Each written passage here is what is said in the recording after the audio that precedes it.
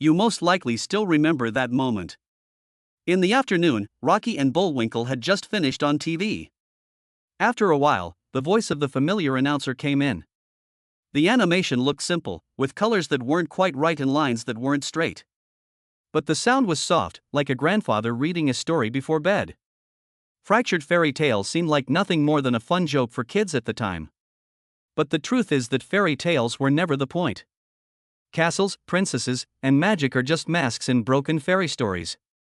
Not far below them is a show that was banned in some places because it made fun of traditional beliefs too much. It brings contracts, copyrights, and business greed into the world of fairy tales, turning princesses into tourist sites that cost money to see. And even publicly attacks power itself, from kings to leaders who are stupid, vain, and easy to control. Here are 30 dark secrets that have been kept hidden for hundreds of years in broken fairy tales. Leave a like before we start if this show was a part of your youth. 30. An iconic American cartoon that wasn't made in America. A lot of people think that a famous American cartoon had to be made in Hollywood.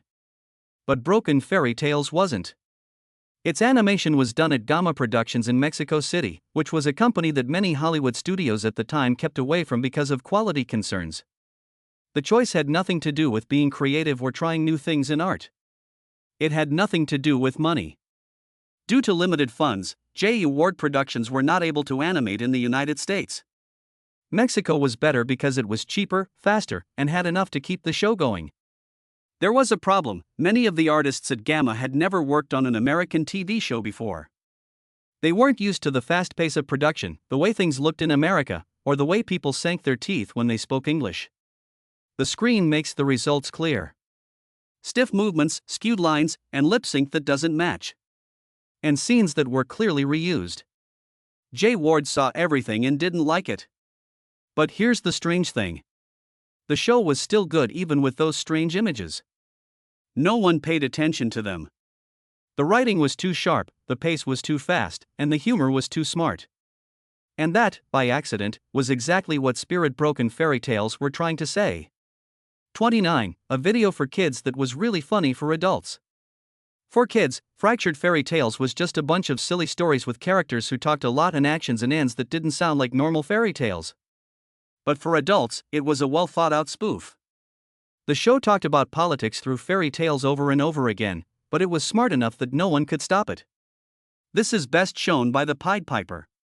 The Piper is more than just a rat catcher in this story. He turns into a political operative, speaking well and making promises that are praised while he's useful. As soon as the issue is resolved, those in charge back out, lie about their promises, and hide behind budgets and processes. The shock isn't the Piper. It's the crowd. People know that the government broke their word, but they still believe it. Because promises are something they only hear during elections. No magic, and justice won't be delayed. Just a normal loop in politics, promises that are used and then broken. The kids see a strange person playing the flute. Adults watch a political lesson that looks like a video for kids. 28. A soft voiceover hiding something dangerous. A little girl and her mother lived in a small house on the edge of a deep forest a very, very long time ago, more than a year ago. John Edward Everett. Horton wasn't like other voice actors. He was born in 1886 and was in more than 120 movies before he became the voice of Broken Fairy Tales. His voice had the authority of standard Hollywood. It was calm, polite, and reliable. Even more importantly, Horton wasn't acting like a storyteller. It made me feel completely safe that he was just himself, an old man speaking softly. That safety was very important. People let down their guard when a soft voice talks. They don't expect a joke. They aren't ready for the social jabs that are hidden in the words. 27. In one episode of Fractured Fairy Tales, Sleeping Beauty is no longer a romantic figure. She has become a tourist draw. She turns into a tourist draw. People wait in line, buy tickets, and then stare at a sleeping princess like it's an attraction along the road. This joke wasn't made up. It was a clear attack on Disneyland, which had just opened a few years before. And was making a huge amount of money off of fairy tales. Fractured Fairy Tales didn't hold back. It only asked, if fairy tales can be turned into products, why not just sell tickets? This is a spoof that is meant for adults that is hidden in a kids' show. The market, not magic, has cursed the princess. Fractured fairy tales was never meant to teach kids that doing good things will bring them good luck. Fairy tales were just a comfortable frame that let people in without being suspicious. As people got used to castles, princesses, and magic, they slowly understood that the story wasn't for kids. Rumpelstiltskin is no longer a magical being in one episode. He is a contract negotiator who is fighting over earnings in clauses. In a different story, Cinderella is saved not by kindness but by smarts and very good luck. Children don't understand the humor, literary parody, and social satire that is used in the dialogue. Adults, on the other hand, catch it all. Fairy tales are no longer just moral lessons. They are cleverly masked as storytelling tools for adults so they can get through kids' TV without getting in the way. 25. Taking over the American consumer culture. Nothing is holy in the world of broken fairy tales. You can price anything. A certain story of Jack and the Beanstalk doesn't have a magic bean. The first person to claim it will be able to use it to make money. Jack isn't a brave risk taker, he's just a market trader looking to get in on a deal before someone else does. Magic isn't free anymore. There are parts to promises. Making money is linked to happiness. Fairy tales' main ideas, like dreams coming true and happy ends, are pushed to the bottom of modern society. Many times the same fairy tale has been told in 91 parts. Do you believe it? Fractured fairy tales made a total of 91 episodes, and there were dozens of them. Retelling the same fairy tale from a different point of view. Adding stranger twists and turning the finish on its head to keep making people think. There have been many remakes of Beauty and the Beast, but the most well-known is Cutie and the Beast, in which the beauty is a vainly pretty woman and the beast is an ugly, shy prince. In the end, the beauty is the one who is really ugly. 3 or 4 versions of Rumpelstiltskin were made, with names, plots, and ends that got more and more ridiculous each time. One thing was clear to Jay Ward and his team. We should take good ideas as far as they can go. It wasn't a problem for them to do it again. They used repetition to make the satire more pointed, so people felt both familiar and shocked, and each time they laughed harder at how daring the show was. 23. Attacking power in kings. Kings are never good in broken fairy tales. They are stupid, happy with themselves, and always making stupid choices. People who have power are stripped of it. People in power are shown to be inflated versions of real-life leaders. They always think they are right, talk a lot, but don't understand much. In one version of The Emperor's New Clothes, the emperor is tricked not by evil or magic, but by his own pride and need to look good. He puts vanity above the truth, which is a direct jab at leaders who live off of praise. By making kings into jokes, the show sends a simple but dangerous message: never think that powerful people deserve it. 22. A ridiculously expensive intro to some really cheap material inside. The beginning of Rocky and Bullwinkle is one of the show's biggest ironies. The opening scene with its famous music and eye-catching animation cost almost $1 million, which was a lot of money for 1959 television animation. At the same time, the animation in each broken-up fairy tale section was very cheap. Static scenery, little movement, and scenes that are used over and over again. This difference wasn't a mistake. The intro was made with great care to give the impression of prestige and trustworthiness. It let people know that this was a big, important, and reliable show. Once that shiny shell did its job, the content inside could make fun of, ridicule, or break rules without viewers being suspicious. 21. To keep from getting in trouble, Fractured Fairy Tales wasn't put in a kid's time slot by chance. It was a great cover-up. When a show is marked for Kids Society's guard, it drops immediately. No one looks at it very carefully. No one is holding it responsible for what it says. Kids feel safe when they watch cartoons. When networks see animation, they're more likely to accept it. Because of this, jokes about powerful business and media systems got through without being caught. A simple "it's just a cartoon" could be used to shut down any complaints. Censorship missed a chance to show kids shows during that time slot. In that blind spot, Broken Fairy Tales said things that, if shown at an adult time, would have probably caused trouble right away. 20. Political laughter in a different mask. All of this points to one truth. Broken Fairy Tales is not a collection of fairy tales. It's a political joke. It's set up like sketch comedy, short, sharp, and finishing with a punch. It didn't pick a stage or prime time, though. It picked kids' TV. It used graphics instead of real people. It used fairy tales instead of direct words. That children's outer layer kept the show from being banned or getting bad reactions from people. Though it was only a cartoon, inside Fractured Fairy Tales did something that TV shows at the time rarely did. They used humor to talk about power, money, and systems in front of everyone. 19. General Mills did more than just give money. General Mills not only paid for Rocky and Bullwinkle, they also owned the rights to show it in the US. In other words, they decided when, where, and who could watch the show. The reason was at the breakfast table. By the end of the 1950s, cereal companies knew a simple fact. The kids choose what the family eats for breakfast. Whoever decided how much time kids spend watching TV could change how people behave. Children's TV turned into a soft battlefield, and broken fairy tales lived in that system. It was a social comedy that was supported by the very society it was criticizing. 18. When bad accidentally became a style, the rough drawings, stiff visuals, and awkward movement that got professionals mad but didn't stop people from watching are what most people think of when they think of Fractured Fairy Tales. It was the writing. The stories moved quickly, the conversation was sharp, and the satire never stopped. If the joke is good enough, the pictures don't matter as much. Over time, that ugliness became a part of who they were. Disney stories that were broken up didn't look smooth or shiny or like they were trying to be pretty. It wasn't meant to, but the cheap graphics went well with the mocking tone of the material. The graphics didn't take away from the show. It made what it said look just like it did. 17. John Edward Everett. Horton had no idea that he would become the voice of kids. John Edward Everett.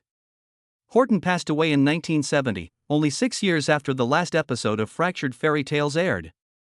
At that point, the show was just starting to be shown again and again on TV. Horton didn't live long enough to see the most important thing happen, but his voice is now remembered by many children across many generations. For him, telling strange little stories on TV was just a late career job. It's impossible for him to have known that many children would hear Once Upon a Time read by him and remember that sound forever. In A Quiet Tragedy, the person who made people feel most at ease never knew how comfortable he had become. 16. The woman who carried almost the whole world of fairy stories. June Foray was the quiet heart of broken fairy stories. She did the voices of almost all of the female roles, not just a few. Princesses, witches, gods, bad queens, talking animals, and even the wackiest supporting parts. June Foray could go from being a good princess to a mean witch in just one show. After that, people never knew it was the same person because they turned into a singing animal. Not a star or a spotlight. Just a steady actress working carefully to bring a twisted fairy tale world to life. 15. It wasn't an artistic choice to have limited motion. The word limited animation sounds like a choice of style, but for broken fairy tales, it was a necessity caused by a lack of money. Because J. Ward Productions didn't have the money to make smooth Disney-style animation, they had to cut corners. Shots were used over and over again, and actors only moved their mouths or hands. There were many ways to save money. The show that came out of it looked more like a radio play with pictures than a normal drawn cartoon. But because of those limits, the attention turned to dialogue and narration. When pictures weren't enough, words had to work even harder. And Fractured Fairy Tales made the most of that fact. 14. No stars, no cameos, just a theater troupe. During its run, Fractured Fairy Tales never had any famous guest stars, cameos, or big names to help boost numbers or promote the show. Instead, it had a small group of well-known actors working together with the same spirit each time. The process looked more like a theater group than a TV production line. Everyone knew what they were supposed to do. Anyone may be able to fill in when needed. If one person couldn't read lines, another person, even a family member, could do it. That closed environment made a tone consistency that is very rare. Stories with broken parts didn't need stars to stand out. It depended on the relationships between a small group of people, which is exactly what made it last. 13. One show, many worlds. When people watched Rocky and Bullwinkle, they were never just seeing one story. Each half-hour show was made up of several segments, such as a cliffhanger from Rocky and Bullwinkle, a broken-up fairy tale, Peabody's Unlikely History, or Dudley Do Right. This building wasn't put there by chance. It was made so that you wouldn't get bored if you didn't like a certain part. Another world would show up after just a short time. As part of that system, Fractured Fairy Tales was the most adaptable piece. It wasn't tied to a major plot and didn't have to be consistent. It could also try out all kinds of satire. It was more memorable than even the show's key characters because it was so independent. 12. It's a big jump from ABC to NBC. Since the early 1960s, most cartoon shows have been on the same network their whole lives. It was different to watch Rocky and Bullwinkle. Moving from ABC to NBC in 1961, after its first season on ABC in 1959, was a rare move for an animated show at the time. There was one thing that was clear: the show was valuable enough to make stations compete with each other. This wasn't an experiment or a small part of the show anymore, it was actual material that could keep people watching. Fractured Fairy Tales stayed the same even though the parent show's name changed with the network. It was moved or worked on again. The fact that it could stand on its own showed that the segment was strong enough to run anywhere. 11. Titles that are hard to understand but a steady segment. For decades, Americans had a hard time answering a simple question. What show do I have Rocky and his friends on? The show with Bullwinkle. What Rocky, Bullwinkle, and their friends get up to? The title of the show kept changing to fit different rerun times, but Broken Fairy Tales always had a clear identity. People couldn't remember the name of the parent show. They thought back to the Strange Fairy Tales. The part of the show has its own IMDb page with a list of episodes, and it is often talked about as a separate show. It came out from under the shade of its host show. This is one of the few times that a sideshow lived longer and did better than the show that made it possible. 10. A style that is meant to keep people's attention. People today talk a lot about having short attention spans. It was solved by J. Ward 60 years ago. The multi-segment format of Rocky and Bullwinkle was a great way to keep viewers watching. Not a fan of Rocky? After 2 minutes, there's a story. Not interested in Peabody? Almost right away, another section shows up. Each story was short, ended on its own, and didn't ask for a long-term commitment. In particular, Fractured Fairy Tales only lasted 5 minutes, which was just long enough to introduce an idea, give it a twist, and end before people got bored. There was more to this than just fun. It was audience experience design, which wasn't given a proper name or theory in TV until many years later. 9. The person who made the tale hated the thing that made it possible. J. Ward was never really happy with how Fractured Fairy Tales was animated. People didn't notice the flaws he saw, but he knew one thing for sure: he had no choice. The funds for TV shows were strictly limited. Ward had to settle for less than he wanted in terms of looks if the show was going to stay alive. Because he couldn't change the pictures, he focused all of his energy on the writing and the story. Faulty Fairy Tale sounds smarter than it looks because of this. I was okay with losing the fight of ideas as long as the words won. In a strange way, that agreement is what made the show last so long. Even though J. Ward didn't like the graphics, the text is what people remembered. 8. When stories about fairies started being holy, in the world of Broken Fairy Tales, no story is holy. No longer are fairy tales a way for people to remember things or learn morals. They are put in boxes, given labels, and sold. Things that were once seen as holy, like magic, love, and happy ends, are now seen as less important. Fate is just a series of transactions, there is no greater power. Selfishness is all. It's important that the show doesn't do this to get mad.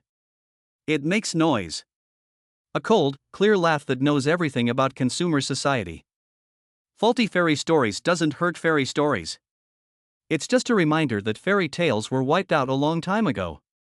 7. Books were made from some shows. It wasn't just on TV that Fractured Fairy Tales was shown. Its humorous tone was surprisingly not toned down when some of its stories were turned into books for younger readers. One important example is the collection that A.J. Jacobs' Broken Fairy Tales. Instead of turning them into safe moral lessons, the printed versions kept the framework that was backwards. Characters who are selfish, ends that aren't happy in the usual sense, and jokes that kids might miss but adults get right away. It's clear that Fractured Fairy Tales was more than just animation because these stories could leave the screen without losing their comedy. The way the story was told was adaptable enough to work on paper while still getting the point across. Do not believe fairy tales just because they seem pleasant. 6. The most important riddle of the whole show. This is the riddle that you can't miss. Fractured Fairy Tales was paid for by companies and made fun of them all the time. A show that was paid for by General Mills but made fun of advertising. There is a show on TV that makes fun of the media while still being popular. A show that sells cereal but talks about how things are sold. It was clear to Jay Ward and his team where they stood. Their strike did not come from the outside. They worked from inside it, using its own tools to speak out against it. 5. One short episode that led to a whole series. There was more to Fractured Fairy Tales than just a joke. Some of the people were interesting enough to not fit into the 5-minute rule. The most obvious example is the Frog Prince, who went on to have his own show called Hoppity Hooper. Back then, this didn't happen very often. A sideshow with no visual investment and no stars that is interesting enough to become its own show. But this shows that the real strength of Broken Fairy Tales wasn't in their shape, but in their ideas and how they built their characters. It shows that those stories that didn't seem important were actually a creative home where ideas strong enough to live on beyond the show that gave them birth. 4. Fractured Fairy Tales started a new type of story. Before Fractured Fairy Tales were generally told again with respect for the originals. Everything changed after that. The fairy tale parody form got its start with this show. It was easy to understand the method. Change the way people expect a known story to end, add some modern humor, and end with a lesson that is different from the old ones. There were no longer any perfect princesses. Heroes were no longer good people. No longer could you guess how things would end. It wasn't meant to hurt fairy stories. It was about reading them again as an adult. After that, people never told fairy tales the same way again. 3. A show that was banned in some places because it made fun of traditional values too much. In some conservative parts of the US, Fractured Fairy Tales was attacked and even banned because it was seen as disrespectful to traditional values. People used to think of fairy tales as celebrations of morality, order, and power, but now they're just mean jokes. On screen, queens talking on the phone, princes driving cars, and witches swipe credit cards were all pushed to the edge of absurdity. These weren't mistakes, they were planned. Broken Fairy Tales broke time to make one thing clear: fairy tales don't live in a world other than our own.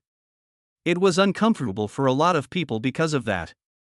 2. Later legacy. Movies like Shrek and the ones that came after it didn't just appear out of thin air. They walked on a path that had already been made. Fairy tales were no longer told as clean, innocent stories for kids. They were told as stories for everyone. Princesses have mental health problems. Bad guys have reasons. When things go well, there's comedy. It wasn't making fairy stories bad. It came about naturally because of the way Fractured Fairy Tales told stories. After that, people used fairy tales to look at themselves. Once that mirror broke, no one wanted to go back to the picture that was perfect at first. 1. Fractured Fairy Tales and the whole world of Rocky and Bullwinkle had one executive producer, Ponsonby Britt, for all 5 years. The most important person never existed. He had a proper name. His qualifications sounded completely real. He didn't exist at all.